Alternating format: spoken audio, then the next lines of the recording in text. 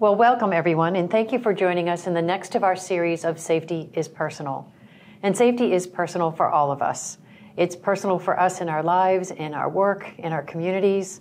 And today I'm going to be interviewing someone who doesn't necessarily have safety in their title, but as we know, it is part of all of our lives.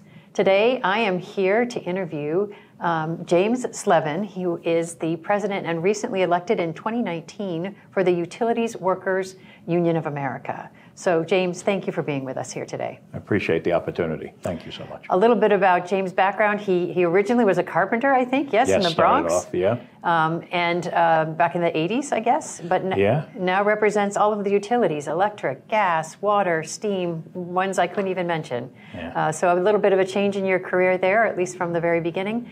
And I'd love to just start by asking kind of how did you start in this career, and why did safety become so important to you so early in your life? So I started my career off in a union household, and started off as a carpenter, but decided to make a change and went into the utility field. My father was a utility worker. Gotcha. And it was instilled in me, I guess, in an early life of being a union person, to make sure dignity and respect was always in the household. But it also brought in a lot with what I followed through with my dad as a utility worker. And just the topic alone of safety is personal is part of a story of my journey here. When I was a young boy in the Bronx, my father called my house one evening to say he was going to work a little bit of overtime. The next phone call we received was he was on his way to the hospital. And it instilled in me to make sure that everybody goes home. My dad got injured, very badly injured, where his career was over with. But it didn't just stop there. His injury was physical to him, but it was also emotional to all of us. My dad went into a very bad state of depression and then became an alcoholic. And I lost a large part of my life with him because of his injury. And like I said, it wasn't just that injury on the workplace, it was also the injury that families sustain when somebody gets hurt in a workplace today. So I make sure that when I look at my membership, that I make sure that they're safe and their families are safe, because it's not just my member, it's also the loved ones around them. Yeah, it affects everyone.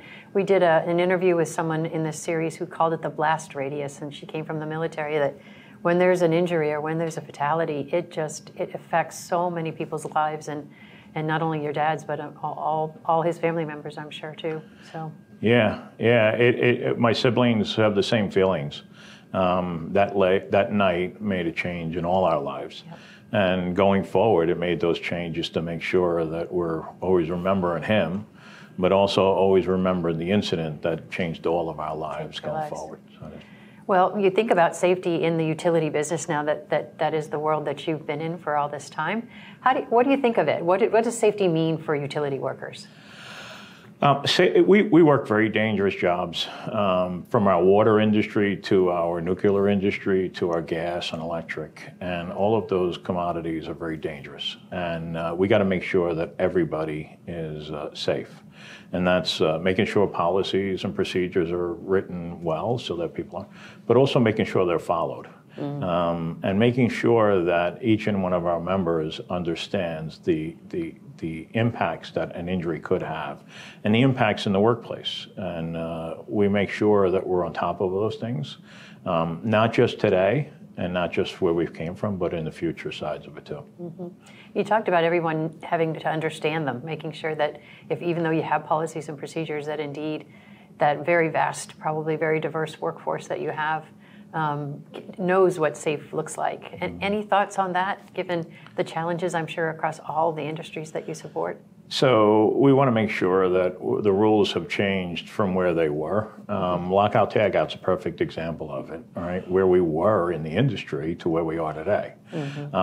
But we need to make sure that that's carried on, and making sure that the changes on our industry are meeting the measures that are there to make sure they're safe. We know that things of automation are coming into an industry.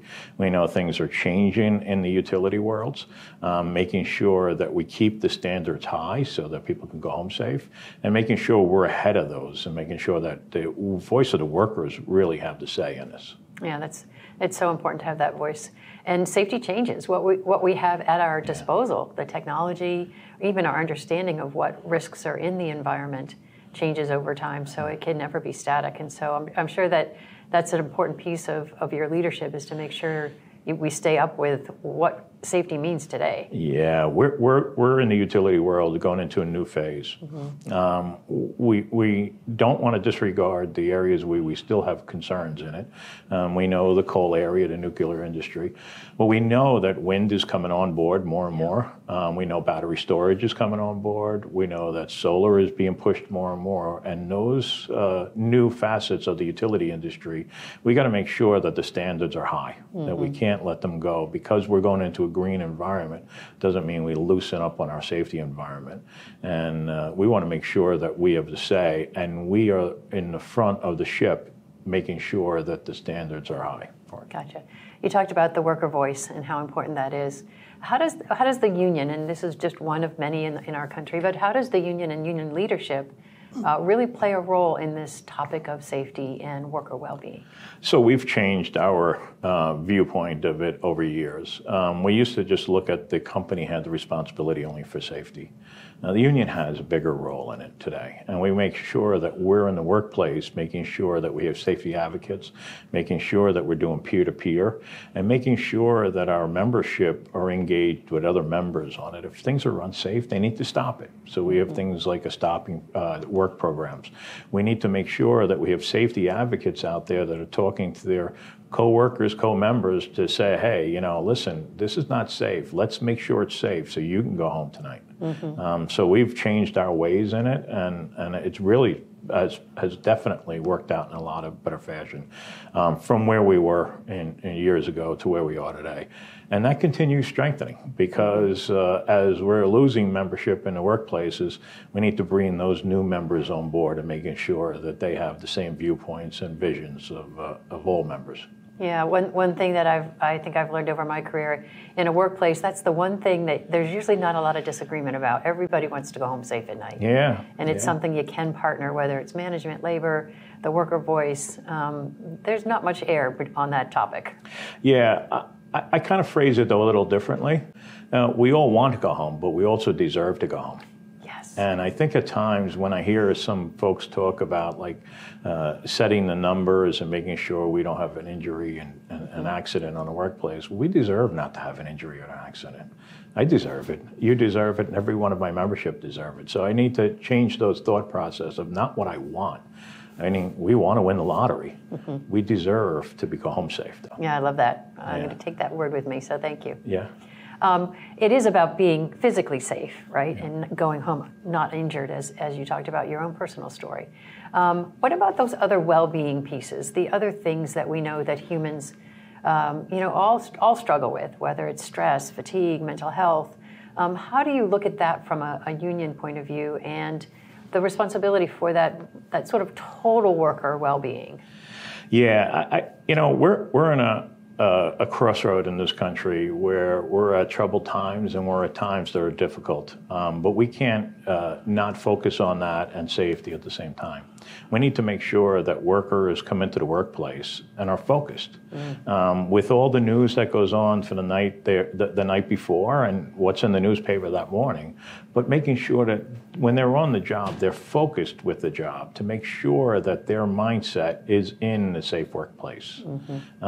Because you can get very well distracted, and they all tie together. They all tie together. So having conversations, even if it's uncomfortable conversations, but making sure that everybody's in the right place at the right time.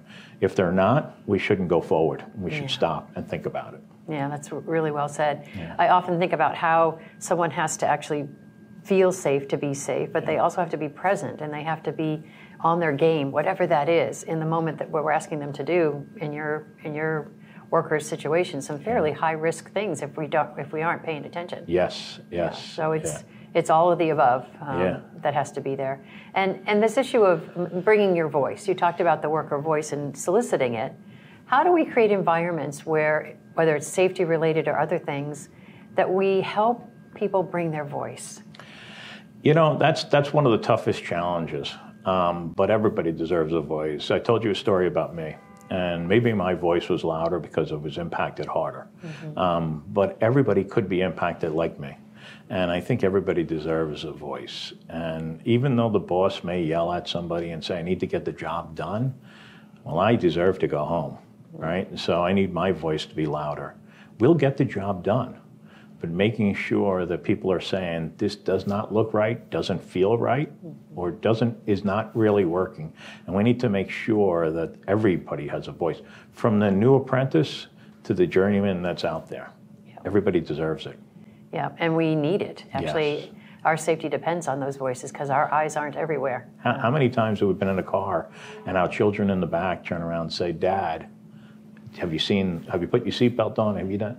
Those things changed over time. Those are voices. Yeah. We need to take that child from the back seat now to the forefront of it. And what's the equivalent at work? Yes. Absolutely. If someone's saying, you know what, we have a better way to do that. We don't need to do it that way anymore, and that's putting us at risk. Yeah, absolutely.